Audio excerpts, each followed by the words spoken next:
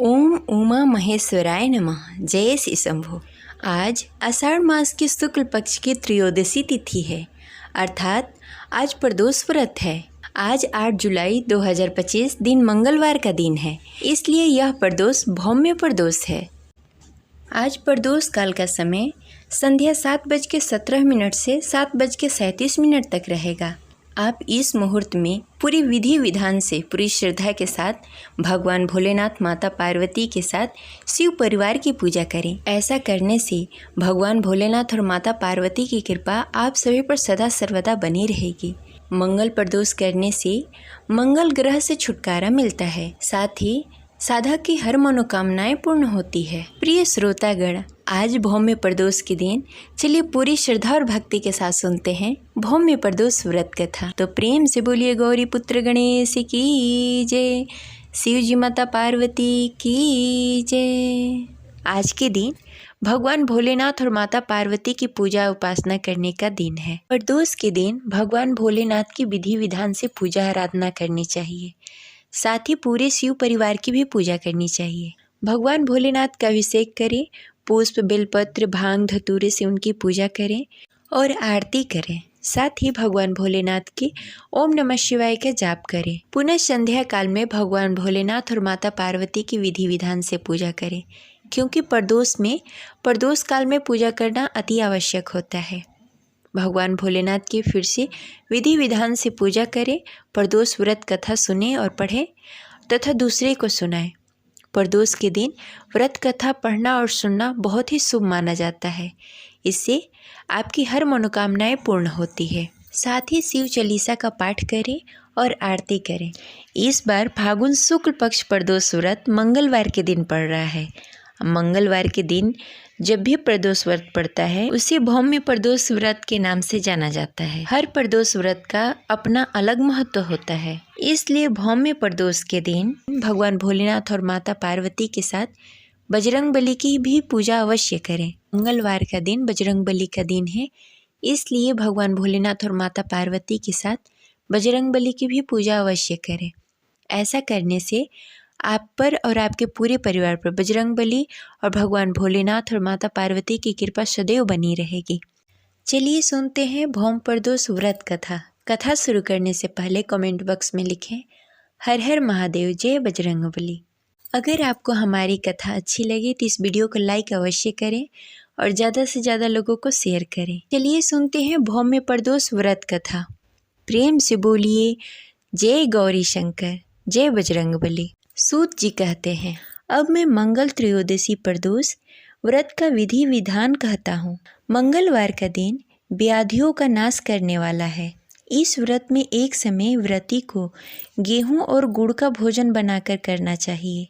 इस व्रत को करने से मनुष्य सभी पापों और रोगों से मुक्त हो जाता है। इसमें किसी प्रकार का संशय नहीं है। अब मैं आपको उस बुढ़िया की कथा सुनाता हूँ जिसने यह व्रत किया था और मोक्ष को प्राप्त हुई थी। अत्यंत प्राचीन काल की घटना है। एक नगर में एक बुढ़िया रहा करती थी। उसके मंगलिया नाम का एक पुत्र था। वृद्धा को हनुमान जी पर बड़ी ही श्रद्धा थी। वह प्रत्येक मंगलवार को हनुमान जी का व्रत रखा करती थी। मंगलवार के दिन व्रत रखकर यथाविधि पूजन करती तथा भोग लगाती थी। इसके अलावा मंगलवार के दिन न तो वो घर को लीपती और न ही मिट्टी खोदती थी। इसी प्रकार से व्रत रखते हुए जब उसे काफ़ी दिन बीत गए तब हनुमान जी ने सोचा कि चलो आज इस वृद्ध बुढ़िया की श्रद्धा की परीक्षा ले लेते हैं। हनुमान जी साधु का वेश धारण करके वृद्धा के घर आए और पुकारने लगे, है कोई हनुमान भक्त जो हमारी इच्छा पूर्ण करे। पुकार सुनकर वृद्धा बाहर आई और बोली, आज्ञा महाराज। साधु का वेश धारण किए हुए हनुमान जी बोले, मैं भूखा हूँ, भोजन करूँगा, तू थोड़ी जमीन लिप दे। वृद्धा बुढ़िया दुविधा में पड़ गई, क्योंकि वह मंगलवार के दिन न ही कोई जमीन लिपती थी और न ही मिट्टी खोदती थी। इसकी वजह से वह दुविधा में पड़ गई कि यह कार्य कैसे करूं। अंततः हाथ जोड़ के बोली, महाराज, लिपने और मिट्टी खोदने के अतिरिक्त आप कोई दूसरी आज्ञा दें, मैं अवश्य करूंगी। साधु रूपी हनुमान जी ने उस बुढ़िया से 3 बार प्रतिज्ञा कराने के पश्चात कहा, तू अपने बेटे को बुला, मैं उसकी पीठ पर आग जलाकर भोजन बनाऊंगा।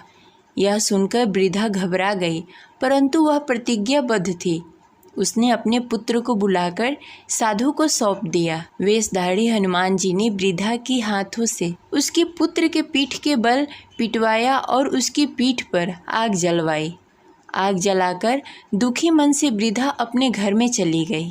इधर भोजन बनाकर साधु ने वृद्धा को बुलाकर कहा, उसका भोजन बन गया है, तुम अपने पुत्र को पुकारो कि वह भी आकर भोजन कर ले। इस पर वृद्धा बोली, उसका नाम लेकर मुझे और कष्ट न दें। लेकिन जब साधु महाराज नहीं माने तो वृद्धा ने अपने पुत्र को आवाज़ लगाई। वह अपनी माँ के पास आ गया।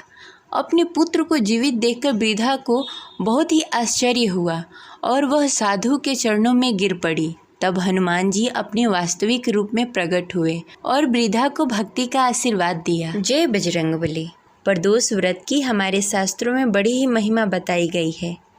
प्रदोष व्रत के महात्मा को गंगा के तट पर किसी समय वेदों के ज्ञाता और भगवान के अनन्य भक्त सूत जी ने सनक आदि ऋषियों को सुनाया था।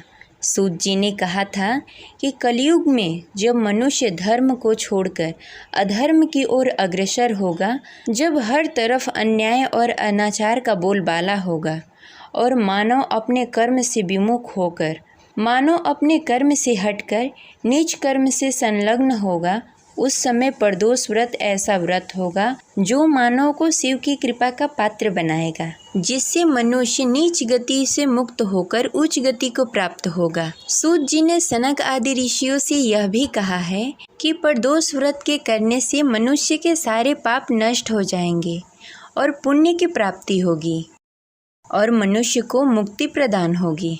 यह रही मंगल प्रदोष व्रत कथा। आशा करते हैं हमारी कथा आपको अच्छी लगी होगी। तो इस वीडियो को लाइक करें और हमारे चैनल को सब्सक्राइब करें। मिलते हैं अगले वीडियो में, तब तक के लिए हर हर महादेव। जय बजरंगबली।